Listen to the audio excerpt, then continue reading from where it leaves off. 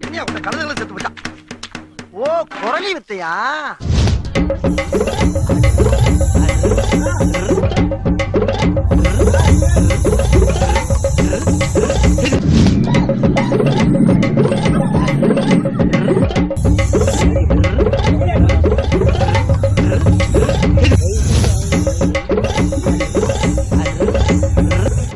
அவனை சொல்லி நிறுத்துங்களேன்டா. அவன்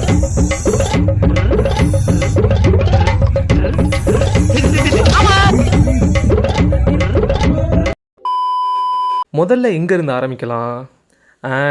ரவியர்ஸ்னு ஒரு டேரக்டர். இவர் தான் முதல்ல இந்த மகுடம் படத்தை டைரக்ட் பண்ணுறதா இருந்துச்சு. இப்போ இந்த ரவியர்ஸ் யாருன்னு பார்த்தோன்னா 2015 அதோட நடிப்பில் ரிலீஸ் ஆன ஈட்டி தான் இவரோட ஃபர்ஸ்ட் படம். நீ வாங்க போற தங்கம் உனக்கு மட்டும் கனவு இல்லடா, அதில் உங்க அப்பாவோட ஆசையும் என் லட்சியமும் கலந்துருக்கு.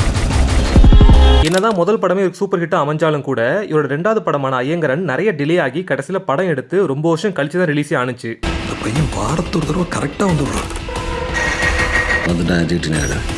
ரொம்ப டிலே ஆகி ரிலீஸ் ஆனாலும் கூட ஐயங்கரன் ஒரு நல்ல படம் தான்.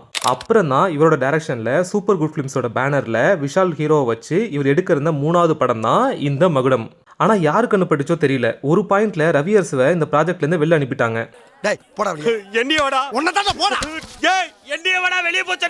அப்புறம் டைட்டில் கார்டில் மட்டும் ஸ்டோரி பை ரவியர்ஸ்னு போட்டுட்டு ஸ்க்ரீன் பிளேவையும் டைரக்ஷனையும் நம்ம விஷால் என்ன பண்ண ஆரம்பிச்சிட்டாரு. நான் சொன்ன இதுவரை கத்துக்கிட்ட மொத்த வித்தையும் முழுசா இறக்கணும்னு நினைச்சிருக்கேன். ஆனா யார் விட்டு சாவுமோ தெரியல, படம் இன்னைக்கு வந்திருக்க நிலைமை இருக்கு பாருங்க.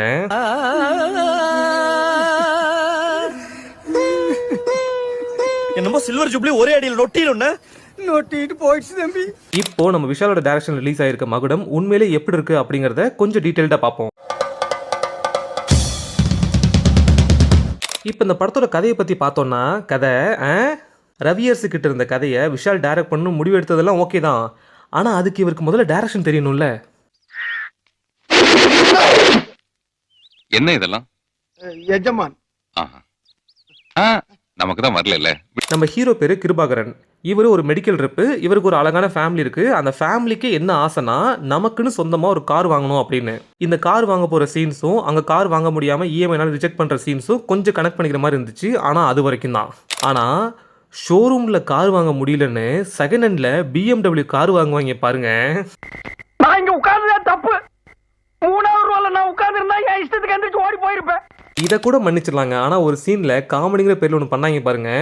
துஷாரா விஜயன் விஷால்கிட்ட சொல்லுவாங்க, இந்த மாதிரி எங்கள் அப்பா ஃபோன் பண்ணி எடுக்க மாட்டியா, எங்கள் அப்பா ஃபோன் பண்ணால் அந்த இடமே அதிரும் தெரியுமா அப்படின்ட்டு. அதுக்கு உடனே விஷால் உங்கள் அப்பா ஃபோனை வைப்ரேட்டில் வச்சிருப்பாருமா அப்படின்னு சொல்லுவார் பாருங்க. காமெடி நகைச்சுவையான எழுதிருக்காரு. அந்த நகைச்சுவை இதெல்லாம் எங்கேயும் கிடைக்காது, ரொம்ப அபூர்வம், வெரி ரேர். இந்த மாதிரி காமெடி எல்லாம் கேட்கறது ரொம்ப ரேர். இந்த காமெடி யோசிக்கும் போதே அவன் மூளை விளங்காம போயிருக்கணும். இன்னும் இரண்டு போனா தெரியல. இப்போ கட் பண்ணா லிங்கா அப்படின்னு ஒரு வயசான விஷாலை காமிக்கிறாங்க. இவர் தான் இந்த விஷாலோட அப்பான்னு நம்ம ஃபர்ஸ்ட் சீனே தெரிஞ்சிடும். இருந்தாலும் இவருக்கு போட்டிருக்க கெட்டப் இருக்கு பாருங்க. இவனை பார்த்தாலே அடிக்கணும் போல இருக்கியா? அதனா பார்த்தாலே அடிக்கணும் போல இருக்குன்ற. அட நம்பியா, பார்த்தாலே அடிக்கணும் போல இருந்துச்சு. பார்த்தாலே எப்பற ஒருத்தனை பார்த்தா அடிக்கணும் போல தோணும். இவனை பாரு வர நம்பி. யார முறைக்கிறா? ஏன்னா முதல்ல ரவியர்ஸ் டைரக்ட் பண்ணுறதா இருந்தப்ப இந்த வயசான லுக்குக்கு ஒரு ஃபர்ஸ்ட் லுக் ரிலீஸ் பண்ணாங்க. அது உண்மையிலே சூப்பராக இருந்துச்சு. ஆனால் அப்படியே இப்போ கட் பண்ணி நம்ம விஷால் டைரக்ட் பண்ணுற அந்த லுக்கை பாருங்க.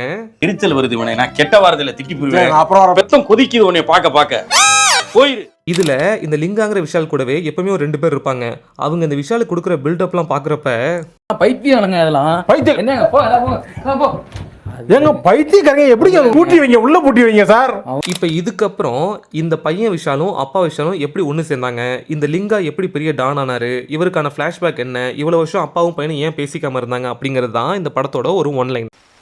ஆமாங்க, அவ்வளவுதாங்க மேட்ரு. இப்போ எனக்கு என்னன்னா, இந்த கதையவே இப்படி டைரக்ட் பண்ணி வச்சிருக்காரு அப்படின்னா அப்போ மிஷ்கினோட துப்புரவாளன் 2 கதையெல்லாம் நீங்க எவ்வளவு ட்ரை பண்ணாலும் அது ஒண்ணும் கிடைக்காது. அம்மையாவது என் வயிற்றுல சும்மா விடாத பண்ணலாம். பார்த்து நல்லா இருந்துக்க. அப்புறம் வயிற்றுல எனக்கு இந்த படம் நல்லா இல்லைங்கிறது கூட பிரச்சனை இல்லைங்க. ஆனா இந்த கதையை போய் 3 மணி நேரம் 5 நிமிஷம் எடுத்து வச்சிருக்காரு பாருங்க. இது என்ன துரந்தராடா. அப்புறம் செகண்ட் ஹாஃப்ல இந்த படத்தோட ஃபிளாஷ்பேக் ஆரம்பிச்சதுக்கு அப்புறம் நானும் எங்க முடியும் அங்க முடியும்னு பார்த்தா போயிட்டே இருக்குது பாட்டுக்கு. என்னடா அனுமார் வால் மாதிரி போய்கிட்டு இருக்கு. இப்போ ஓவரால் இந்த படம் எப்படி இருக்கு அப்படின்னு கேட்டிங்கன்னா, முதல்ல இது ஒரு படமாவே இல்லைங்கிறதா உண்மை. இதெல்லாம் நீங்க வெட்டி எரிஞ்சிருக்கலாம் அப்படின்னு சொல்ல வரீங்களா அப்படின்னு கேட்டீங்கன்னா, இதெல்லாம் பதிவு செஞ்சிருக்கவே கூடாதுடா.